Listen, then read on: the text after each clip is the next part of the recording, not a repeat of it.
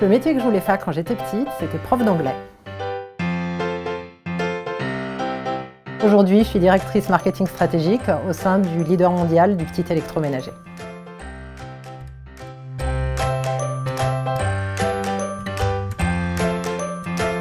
J'ai fait donc un bac scientifique, suivi d'une école de commerce. J'ai fait 2 grosses boîtes, 8 ans chacune, dans des postes essentiellement marketing, mais à chaque fois 1 ou 2 ans commercial. Et j'ai rejoint ma boîte actuelle il y a 7 ans. Je travaille avec une équipe d'une vingtaine de personnes.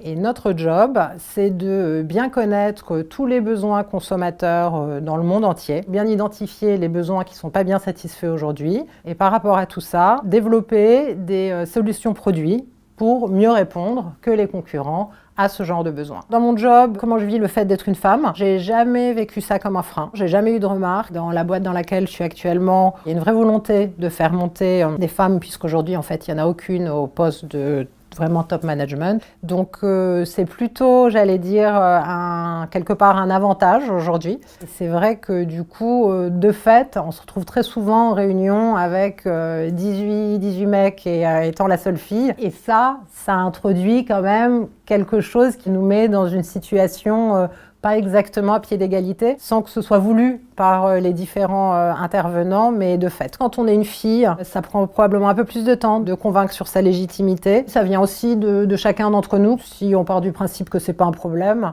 c'est pas un problème, donc personne ne le vit comme un problème. Dans la sphère perso, il y avait quelques personnes qui me disaient « Non mais quand même, tu travailles trop, est-ce que tu es bien sûr, et ton équilibre, et ta famille, nanana ». Il faut refermer ça vite fait et montrer que c'est notre choix et que c'est comme ça qu'on est heureux. Je pense que c'est une vraie richesse dans les équipes, quel que soit le métier, d'avoir à la fois des hommes et des femmes. Il y a une vraie volonté de beaucoup d'entreprises, en tout cas en France, de faire monter en puissance les femmes à des niveaux de top management.